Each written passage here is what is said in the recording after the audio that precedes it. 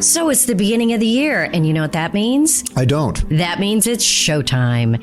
So people are going to the show trying to figure out what to buy, and what is selling this year is used units. We are selling a ton of used units, and if you're going to the show, you might think maybe you could get a late model and save some money, but that presents its own issues. So we are going to talk about the value of used units, and when you go to borrow money on them, what that looks like, the goods and bads. Are they priced high? Are they priced low? We picked out some units, and we're going to compare the book value to the selling value. So maybe that'll help some shoppers. You ready? There you go. I think so. Welcome to the RV Small Talk podcast, where we talk about lightweight trailers, truck campers, and the people, places, and adventures that go right along with them. We're your hosts from Princess Craft RV. I'm Clint. I'm PJ. And I'm Lindsay. What? Try again. I'm Clint. I'm PJ. There, well, I mean, it's at least a little bit more in the vein of what you usually do. Okay. It's the beginning of the year, folks. We have been off for so long. I know. It's been a very busy season here at Princess Craft, so it's been hard to whittle out time. Yep. So, Yep. welcome back. But we always think of things we want to talk about. It's just getting it done. Right. There's we throw out ideas, but we don't necessarily get them in gear, and then to pull out the equipment. No, whatever. They don't care. So I digress. It is good to be sitting back at the table again. And I think this is an interesting conversation. Lots of people out there are doing exactly what you described. They're looking, they're shopping, but they may have something to sell. Yes. Or they may just decide they want to save a little money and buy a used one. Right. So both of those things are happening right now. And in new ones, there are such good deals.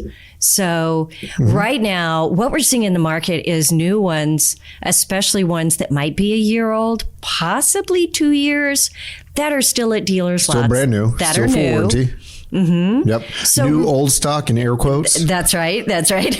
So if you're looking for a great deal, do you go new or used? Well, used ones usually are a better deal. Right. But the book value has gotten a little wonky.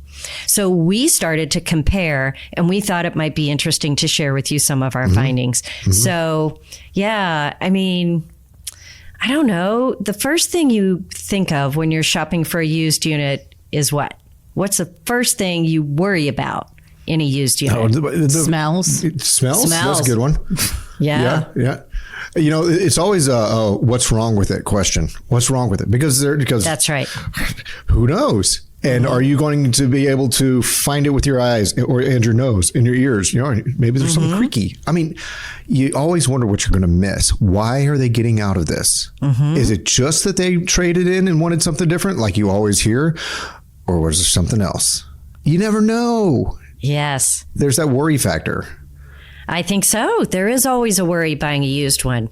But once you get past that, and we see a lot more RV inspectors than we used to. We do. Coming and checking them out, trying to be sure they're in good shape. Of course, we check them out really well, but what if you're buying from an individual? That's where someone like an RV inspector or taking it to a dealer to inspect is a really good idea. Sure. And just to say, I have all these concerns no matter any time I buy something used, and yet my track record with buying used things has actually been pretty good. I have anxiety mostly for no reason or little reason. Used things are used, but I mean, whether it be cars or archery equipment, I've had a pretty good luck. Really. Yeah. So once you get past that, you're worrying about it, you think it works. The next question is always, is it a good deal? Right. And this is my second anxiety. Do I know enough? Are my assumptions correct? And this is where I don't know that I have a great track record. If I see something that looks great, take for instance that first motorcycle, which didn't look great, to be honest. No, it didn't. I saw that motorcycle. It was some kind of scary. So to be honest, it was a problem, really. Yeah. But everything else, I don't know. I don't trust my own expertise. So most people say, I'll just look up the book on it. Well, what we're finding with the trade-ins is that sometimes that book is way off. Yeah. Now, when you're buying from an individual or someone, a lot of times they'll say, oh, it's in great shape. It's like new. Well, no. Or I've had it undercover and it sat there for 4 years and I almost never used it. Right. Ooh, that has its own problems too, doesn't it? It does. In fact, we did a whole podcast on how to buy a used one. Sure. So if you guys are considering it, you might want to go look that up. RV Small Talk, how to buy a used trailer.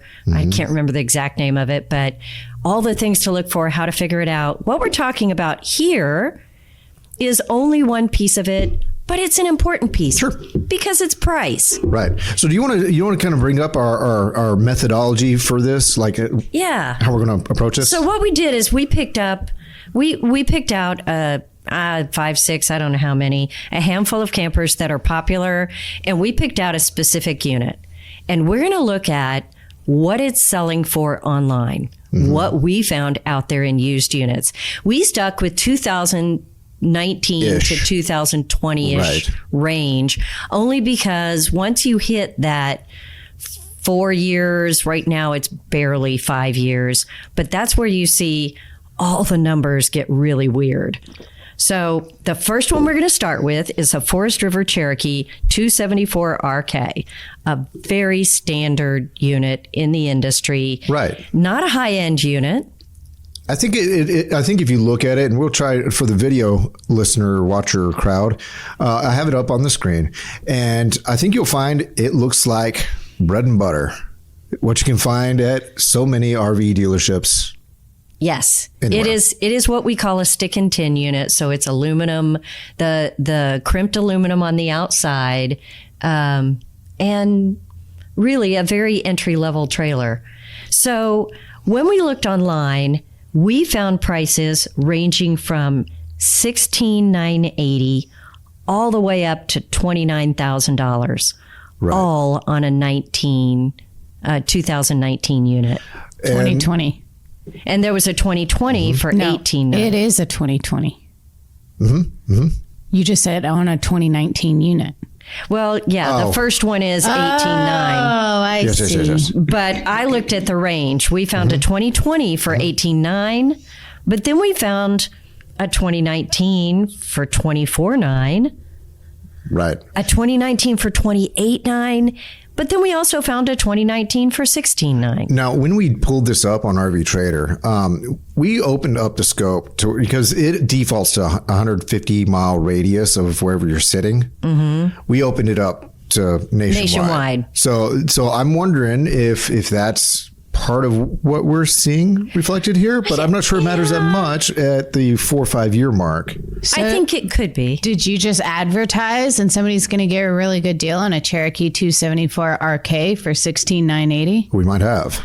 That deal might be gone by the time this airs. So the big question, I mean, this is an 80% swing between the lowest one and the highest one. It's almost double when you get to the highest one. So, Clint, what does the book say? Well, it says that for a 2020 Cherokee by Forest River, it's the M274 RK model. So I'm guessing it's a rear kitchen model. The suggested list price was $32,565, and this is a base model. We try to make sure we stuck with base models, so leave out options. There may be some. Low retail for this unit for 2020 is $13,550, and average retail, JD Power says, is $16,300. And like you said, when we looked up what was on RV Trader, all of these prices are higher to significantly higher than what JD Power says and average retail prices. Right. And that's surprising. So how do you know if it's a good deal? Well, across the board on this unit, what do you think you would pay? What I would pay. I'd say 13 for me. 13? Yeah, I think 13. I might be lowballing. I don't know. But like I said, I'm not good at the numbers side of this. But if it's a super clean unit and it's really nice and looks brand new, is it worth 18? I don't know, $13,500. Well, no one's selling one at $13,500, so that's going to be a problem. It's still not good at this. And generally low retail means it's not in perfect shape. It's got wear and tear, maybe not an ideal purchase. Well, and I guess what I'm used to seeing on the standard trailer, the stick and tin look and all that. Now, obviously, there's a big range of stick and tin looking trailers too. There's some all aluminum framed stick and tin looking trailers. The sticks are aluminum. But what I know about these is they tend to be a first or second foray into RVing with a family, oftentimes kids or groups of hunting trailers. Right. So maybe I have that bias in my thoughts. Well, I think the other piece to look at in this is the wear and tear. But when you go to finance this, or if they're trading it in, people look at these values to say, okay, what am I going to get for a trade-in? The trade-in value on this, which we didn't look up, which would have been useful. Oh, you're right. Is probably $8,000 to $9,000. Why is that, PJ? Yeah, because dealers need to make a little money. Right. That's why. So when you look on this, customers are going to look at the book and say or they look online and say, well, these are selling for $18,000 to $28,000, and your dealership is going to give me $8,000 trade in. That's a huge difference. Right. And that's how that happens, because the book value is so much lower. I think that I started to, back 10, 15 years ago, in the olden days of televised television, cable networks, if you will, Pawn Stars, the TV show, Pawn Stars, or all the pawn shop stores, shows, helped me to understand that businesses actually have to make money. To a degree, because they give an offer and they would talk about their thinking and all that. And like, I mean, I would love to have this piece, but I can only if I can sell it for this amount and make this much money. So I came into the RV industry, almost 8 years ago to work for you. And it's where I started realizing that same exact mindset and discussion happens every single day when it comes to people trying to sell their used trailer or trade in. Is I want the full retail amount. Give me that. It's hard to have a business and the infrastructure within a business. Yeah. And there's a risk involved, just like a pawn shop. Right. So we're talking about all these numbers. We're not saying anything's right or wrong, guys. Right. We are just saying this is where huge discrepancies happen. And it's just the book value is not black and white. Yeah. It's just not. There is not an average retail on here that even approaches what we're seeing, the average of what people are selling for. Right. So maybe it's because this is an entry level unit. The next one we picked is an Airstream. Oh, okay. This is a big jump. Yeah, it is a big jump. So let's see what that market looks like. Not only did we choose an Airstream, we chose probably the most popular Airstream out there. What people tend to be aiming for is a Flying Cloud series. This is the 25 FB Queen bed, not the twin bed scenario. It's just a very popular one. Right. I think it's the iconic one of the moment. Okay. Yeah. Go, Lindsay. So RV Trader, just in general, we have a whole list here, but the prices range in the 2019s from $55,000. Y'all might need to get on RV Trader and find that one. Yeah, up to $79,900, so $80,000. Right. Yeah, but if you look at a list like this and you're looking at this trailer and you're trying to find all the different ones and you're scrolling through and you see all of these, I mean, my first thought is, I don't want that $55,000 one. There's obviously something wrong with it. I know. Do you know, There's obviously a hole in the side of it. Yeah. I thought the same thing. So I looked it up and I looked at the pictures on that one because I was like, what? Everybody, if you're going to sell online, pictures, plus some pictures. And it looks beautiful. So I don't know, Lindsay. Does somebody just need to get rid of it? Or is it a dealership that maybe adds $10,000 in prep fees, so it's really $65,000? I don't know. Right. So but see, I wouldn't even look at that one. You would skip it? Yeah. You'd say, I don't want the cheap obviously, one. yeah. Obviously, some sucker's going to get that one. Somebody traveled with 5 cats. Like I don't just like she said. I want the most expensive one, but I also definitely don't want the cheapest one. Well, there is a 2020 for $95,000. Would you look at that one? Just to look. That's insane. Why is it $40,000 more? But I mean, couldn't these just all be so different because they have different options and they're in different conditions? Yeah. Yes. Yep. It's possible. Yeah. But we can't. It's all I'm saying. It's hard to tell whether you're getting a value here. Yeah. So what does the book say? Good question. So the suggested list price on a base one of these is $85,900. Now, low retail, JD Power says low retail on a base model of this format, $50,250.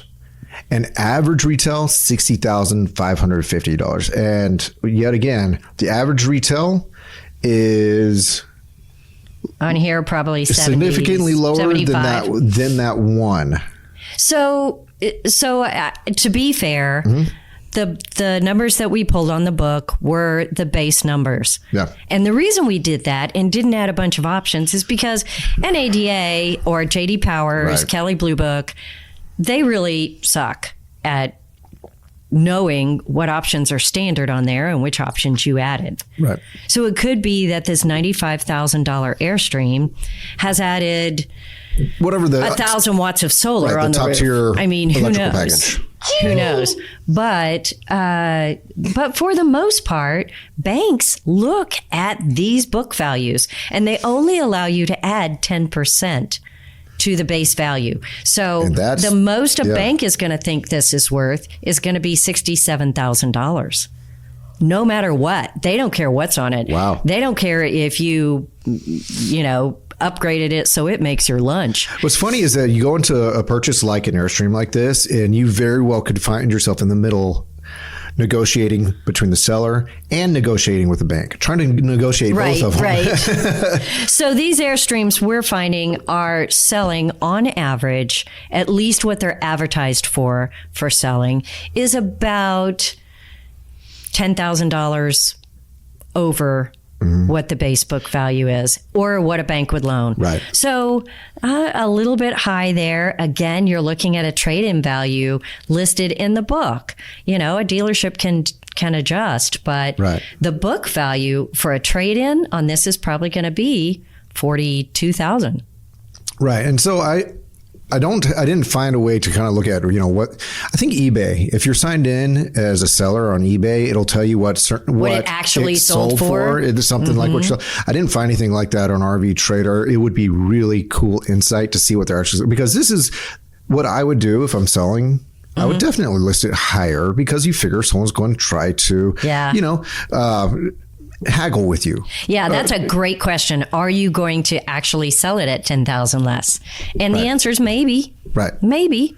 None of these had been on here like 6 months. They were all fairly new listings. But on RV Trader, they do have things on the listings, and it looks like a little meter, and it says like good deal, great deal, yes, they do. Average deal. But if it's basing it on these numbers, then I mean, most of these are going to be average really deals or less or bad deals. So that is a question. Is RV Trader's little meter of good deal, bad deal, is it based off of their own internal analytics, or is it based off, which I think it is, or is it based off of JD Power? Well, my understanding is that meter is not based on JD Power, is based on what else comparatively they have on the market. Right. And which is still really tricky. Yes, absolutely. It is tricky. It's a darn algorithm word again. Yeah.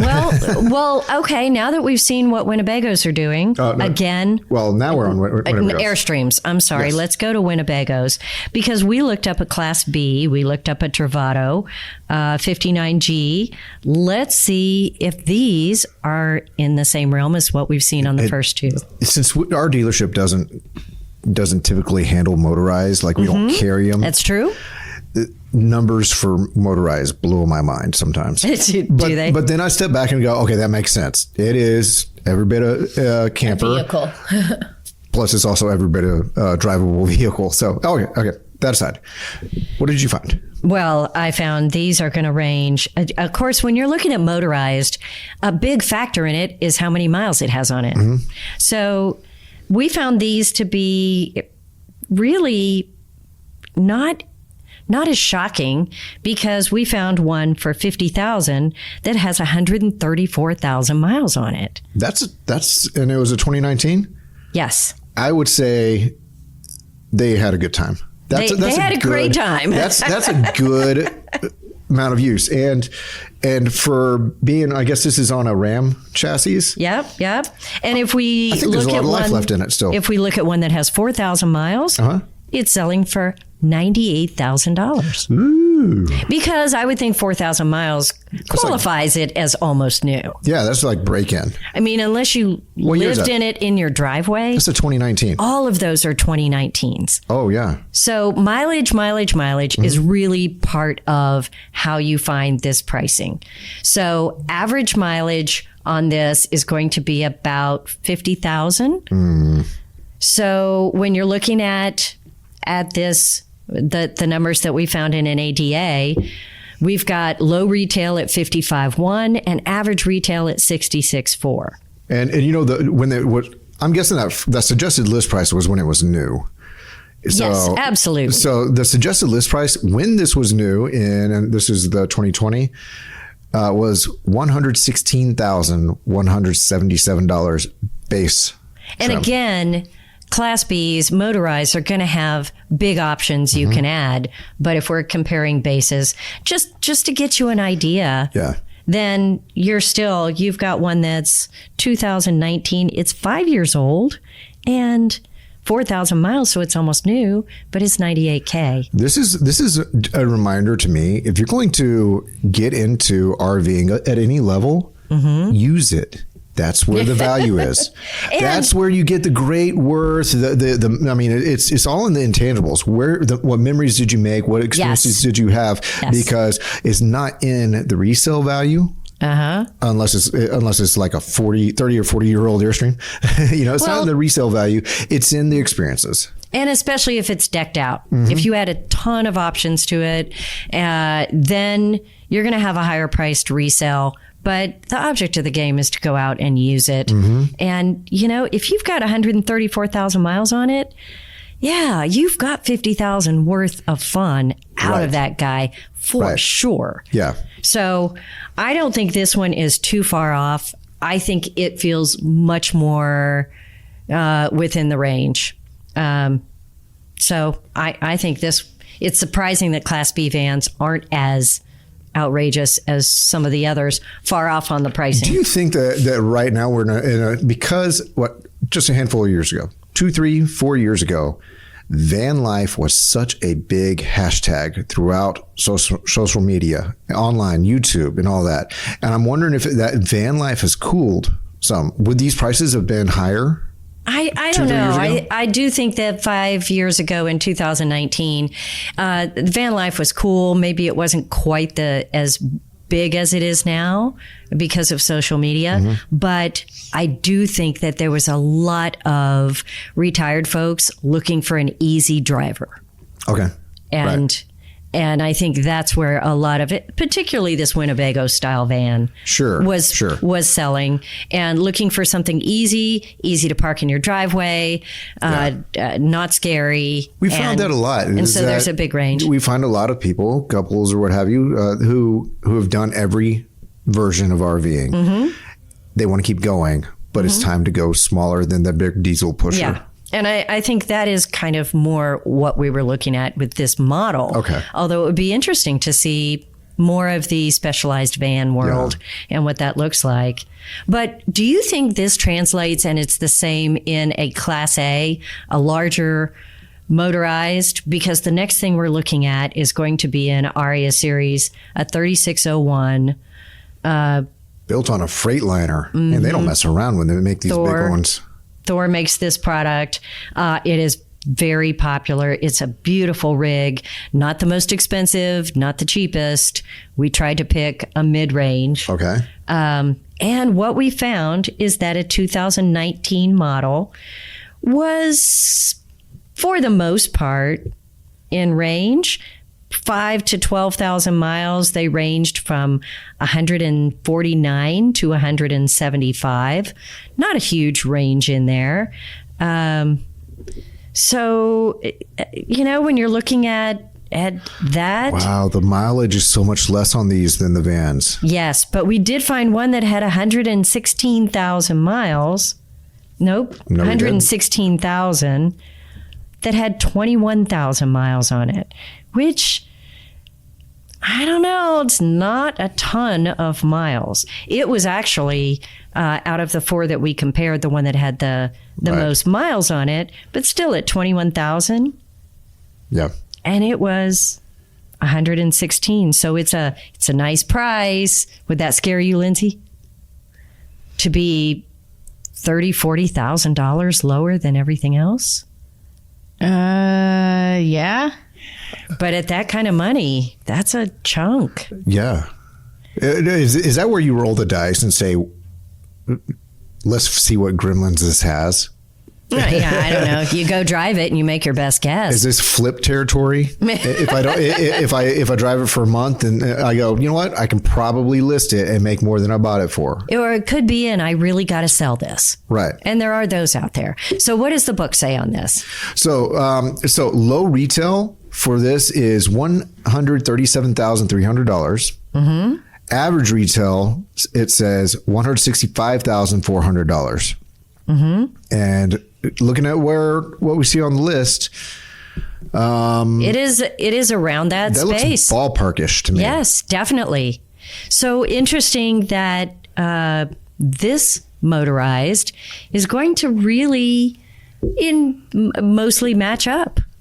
And yet again, here's the original retail suggested list price, $302,850. Yeah, so you've got a significant amount of depreciation here. Right.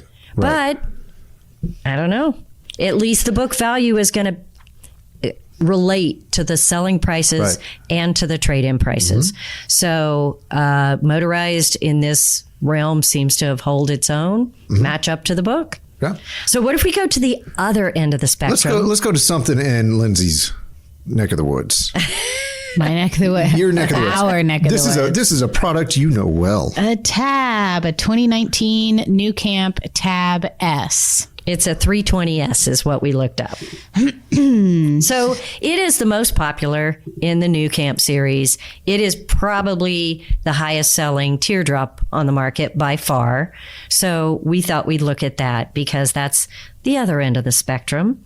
And we saw 2019s at 17 and 18,000. We saw a 21 at 21,000 and a 17 at 17,000, basically. So we had trouble finding 4 or 5 of the 2019s for sale. Right. They're just, people don't turn these as much. So they hold on to them. They tend to hold on to them. They're small. They're easy to hide in your backyard. Here's another thing I think happens with this segment is that they're in the forums and they're on Facebook groups for this product. And a lot of these don't actually end up on RV Trader. Oh, maybe so. They go to someone there's people lurking in those groups, always looking to buy. Mm-hmm. So what do you think relative to low retail and average retail? Well, average retail on this guy's 15.7. Right. So, and low retail is 13.5. So these prices seem a little spicy. Is it supply and demand that we're looking at here on specific units? Is it realistic? I mean, used are selling so well right now. I would think the prices would drop. But in these lower priced units, it doesn't seem to be the case.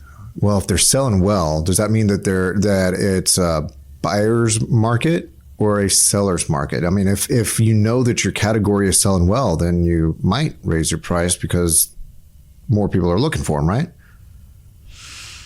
If it's not flooded. If it's not flooded. Well, if it's not flooded, the market is not flooded, not the camper. So, whoa. Yikes. 2 different things. That'll bring up the smell issue again. Yeah. So, yeah, I don't know. but that seemed to be selling above book. Or at least listing above book. Yes. Right. Listing above book. So if you want to trade it in, that's when the problem comes in, when you get that disparity. The last one we looked at was a Lance trailer. No, a Lance. Truck camper. Truck camper. Sorry. So that's what makes it so bizarre, because a lot of people don't really understand this segment. Mm-hmm. And we know from the get-go, you always say a truck camper is the most expensive real estate square footage wise. Right, for sure. And they're bigger than most people think, but they're still fitting in the bed of a truck. Right. So we picked out the 1172 Lance, which is one of the top sellers in 2019, 2020, but also now. So the 1172 was priced anywhere from 39 to 48 based on 2020, 2019. Actually, it had a very tight margin, 39 to 43,000 on all the 2019s. The 2020 went up to 48. So it feels like everybody knows what those are worth. Right. Right? I feel like JD Power is kind of watching that. And JD Power says average retail should be $40,950. So it is pretty much on the money. Right. Right. On the money on this 1172 truck camper, which surprises me because so many truck campers just get all wonky online. But we checked a couple of them, and truck campers seem to be much more in line than entry-level travel trailers or lower priced trailers on the market. Very interesting that the truck campers seem to be dialed in. This is a question for both of you, and this isn't meant to throw anybody under the bus. This is just this is postulating.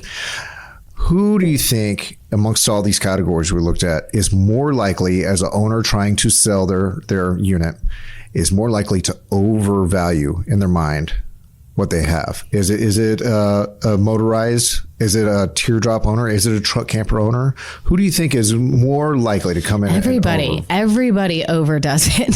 Well, every single person thinks their stuff is worth more. But I would say, as far as I mean, the Airstream and the New Camp, I mean, when your product has a following, you feel special, which is why you bought it in the first place. Mm-hmm. So when you sell it, you also feel very special. Yeah. And you also know this is my baby and I'm selling it. There are people out there who want to join the club, the cool club. So I see it most with brands like that. Okay, sure. I mean, I would include Lance in there, but the New Camp, the Airstream, that makes sense. We have this niche thing, and we know that other people want it. But I still see a lot of overvaluing in those units, especially when it comes to adding things. Do you think I added this, so I get more money. Unfortunately, that's not really how it works. Those upgrades, and especially upgrades from the factory, are one thing, and they don't add up to as much as you might think they do. But personalization, that doesn't tend to add any value. Right. Like whether it's helpful or not. Yeah. The next person doesn't want your stickers. Yeah. They really don't want your stickers. Or even like the wall paneling you redid or the shelf that you hung. Right. These are useful things. These are not bad things.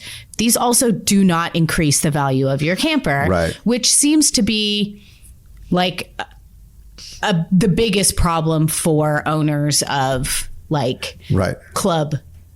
We haven't seen that it's like That's buying a rundown house and bringing it back to life and flipping it. It's not. It doesn't work the same. It doesn't. That's a really good point. We bring these in and there's like, oh, but it's so cute. Right. But everybody might not love butterflies and they don't want all these specialty things you did. People want used campers to look just like new. Mm-hmm. Or they don't want that added solar because now it's too heavy. Right. Or they're never going to use it, so they don't want to pay for it. I mean, I mean, it's more than just decoration. It's the actual parts on the camper. Well, it makes sense on the Airstream, the Tab, the truck camper that they may be overvalued sometimes, but it doesn't make any sense to me. I mean, no offense to Cherokee, but it doesn't make any sense to me that the book is so far off. So the question is it the trailer or is it the book? And I don't know. Seller? I have no idea. But the lesson learned here for me is you need to look at both, but you need to understand you can't just look at one trailer and then say it's worth this much. Right. Because obviously people are paying more than book right now at this moment for the Cherokee. And maybe they should. Maybe the book's wrong. Do you know how they get numbers in the book? They ask dealers what they sell things for, and then they adjust a little bit. And a lot of dealers in certain areas, they just don't send numbers in. It's a lot of work to get them the numbers. Okay. Or they send the numbers that it sold for, which could be all over the place depending on how much they put on the back end. Exactly. Right? Like you were saying, like, why is this so cheap? Oh, because they add $10,000 of dealer prep fees. But if you're sending those numbers in, I mean, it's just so crazy that there's this one website and you click on it and it tells you what it's worth. According to the book. Us. Like it's all a circle here. We're just telling it what to tell us so that we can tell it what to tell us. Oh, wow. And then when it's off, it's like, what? It's an inception echo chamber. And then when it's off, people are like, no, but this says, and you're like, yeah, I know. That authority has no authority. It's just a random number. The value of the book, though, really for a dealership is that's what the banks are going to look at. Yeah. And that is the struggle that dealerships have. So if you're looking to buy from an individual or a dealership and you are not financing, I mean, the world's fair game. You can either shop for the price that you want to pay, or you pick out that specialty unit that you want, and then you figure out what it's going for on the market. Yeah. But if you want a bank loan, that's when you have to look at the book value here and know that banks will not loan whatever that retail price is. They're going to loan you a little bit less. Yeah. Do you think that by and large, North America buyers suffer a little bit from what I would consider like a Walmart effect, where the price of a certain good is pretty much the same price across the country? You know, let's say a Roku television or something like that. You're pretty much bound to be the same price in a Walmart store across North America. And we're so used to that we don't think, hey, maybe there's more involved when you don't have the Walmart logistics system. Well, I think that's maybe true, but then we're getting into a whole nother podcast because that is individuals selling their trailer based on a dealership, and there are different expectations there.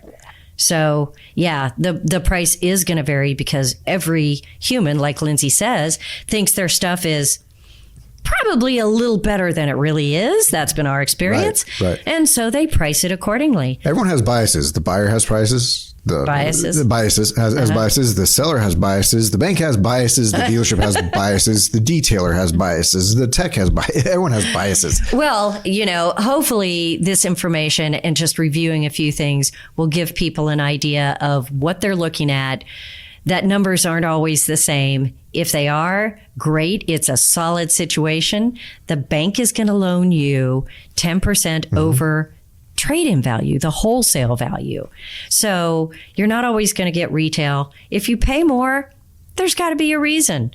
And maybe that's just what it's going for. Those are all the numbers to look at. They may not be the same. Hope that was enlightening for a few people. Yeah. And the value isn't in the dollar amount. The value in it is what experiences you go have with the thing. Well, that is the word of the day. Go have fun. Plan your trips for this year. Find a good value and just, go have some adventures. Sure. Well, we are coming to the end of this one. I do want to invite everybody out to the RV Expo, the Austin RV Expo. That's going to be at the Austin Convention Center. Do you have the dates in the top of your head? It is going to be the 13th through the 16th of February. Right. Yeah, it is over Valentine's Day. As it always is. So bring your sweetheart. Yeah, and buy your sweetheart a camper. Sure, why not? So there it is. Anything else? Closing thoughts? Closing remarks?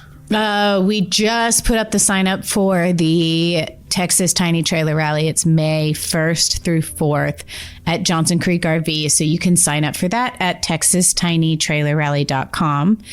If you're more of a truck camper person, it's all good. We have a truck camper rally the weekend right after that at Johnson Creek. And that sign up is at texastruckcamperrally.com.